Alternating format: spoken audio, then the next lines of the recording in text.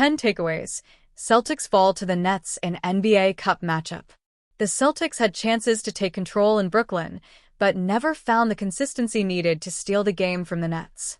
Boston flashed moments of good process and stretches of tough defense, yet the middle quarters and a late Michael Porter Jr. surge proved too much to overcome.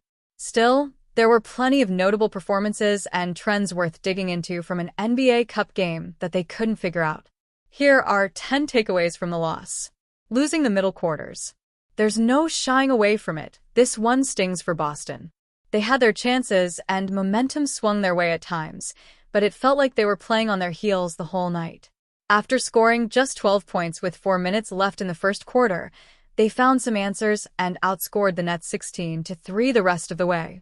They followed this up by losing the second and third quarter by a combined total of 70-49. They're gearing up for a difficult stretch into the start of December, so dropping a game to the 2-win Nets is discouraging. Boston pulled away at the end of the first matchup, but it wasn't exactly the most convincing game either. Queta's big impact. Of the bright spots in this one, Queta may have been the loudest. He struggled with Claxton at times, but Boston needed everything he could give them offensively to hang around. His screening ability and timing when slipping toward the rim were a helpful counter against Brooklyn's bigs defending at the level of the screen. His decision-making in these scenarios was exceptional as well. With Claxton up high to hedge the pick and roll, Queta maintains his screen long enough for Simons to hold Claxton's attention. He rolls into open space and identifies a 4-on-3 advantage in their favor. You could argue that the layup and the pass are both good decisions, but it's the decisiveness that makes this work. Any hesitation from Queta, and the advantage dries up quickly. Continue reading. Jalen played the entire first quarter, only picking up a single foul. He grabbed 2 more in the second quarter and wound up with his 5th at the 6-minute mark of the third. The Celtics challenged the call and had what felt like a solid case. However, the refs deemed Terrence Mann made marginal contact prior to Brown hitting him with his off arm. This was a significant call as Brown was up to 9 points in the quarter, helping to cut the Nets' lead down to 5.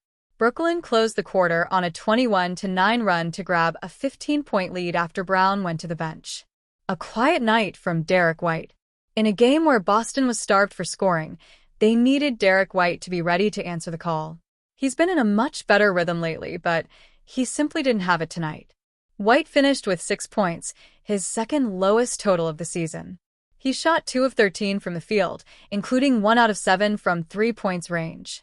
His off night was punctuated in the last 5 minutes with a missed point-blank layup and a corner 3 that caught the top corner of the backboard. Pritchard faded after the first. Payton came on strong in this one, giving Boston life in the first quarter with 3 three-pointers. It looked like he was set up for another big game, but his scoring wasn't there the rest of the way. He managed just 4 points in quarters 2, 3, and 4. Simons picking up the scoring. When Brown sat due to foul trouble, Simons understood that they'd need him to step up. He scored 13 of his 23 points during the final 2 quarters. He managed to consistently beat his man off the dribble to get to the paint, something that the rest of the team struggled with due to the net size and length. This resulted in Simons playing 33 minutes, the most of his Celtics tenure so far. He shot the ball effectively from 3, but it'd be a nice boost if Simons could continue to take his drives deeper into the paint. He's averaging just 4.8 drives per game, which is considerably lower than each of his previous 4 years in Portland. He still looks like he's trying to find his place in the offense, and his minutes have dipped lately as a result. This could be a step in the right direction, as Mazzella has rewarded players for performing when called on. A Hugo Gonzalez sighting. Boston is taking a slower approach with a rookie than most hoped for after his exciting start. He's played under 10 minutes per game for a few weeks now and was a DNP-CD during the last 2. Against Brooklyn, he started the fourth quarter and finished as a +12 in just 5 minutes. It wasn't the most impactful minutes. He got beat off the dribble a couple times, but you can still see the motor he plays with and the pride he has on the defensive end. It's not going to be perfect all the time for the 19-year-old, but it's possessions like this that show what he's capable of. It's noteworthy as well that Mazzella called on him as the team was searching for energy and answers. Michael Porter Jr. caught fire. Porter Jr. is having a very nice year in Brooklyn. He's quickly emerged as their top-scoring option, but he's unique in the fact that he doesn't need the ball long to do damage. Out of all players scoring 20-plus points per game, Porter Jr. has the third lowest average seconds and dribbles per touch. He turned it on in the fourth quarter, scoring 16 of his 33 points. He does a great job using screens to create openings, and if he gets his feet set, that shot is going up.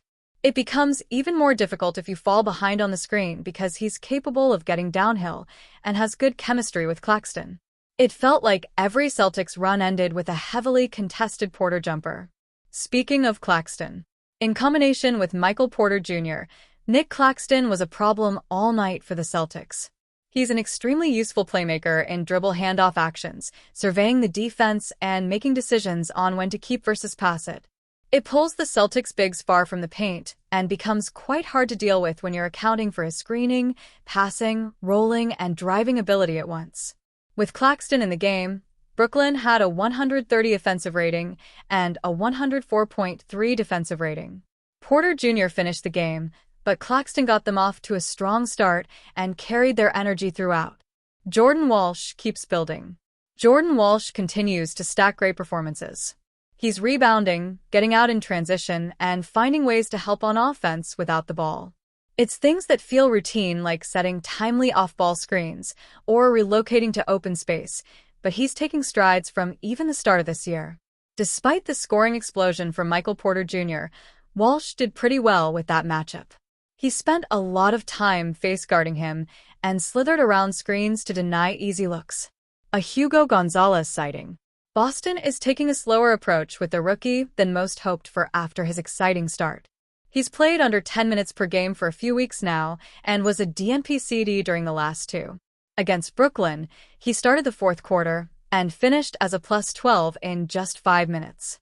It wasn't the most impactful minutes. He got beat off the dribble a couple times, but you can still see the motor he plays with and the pride he has on the defensive end. It's not going to be perfect all the time for the 19-year-old, but it's possessions like this that show what he's capable of. It's noteworthy as well that Mazzella called on him as the team was searching for energy and answers. Michael Porter Jr. caught fire.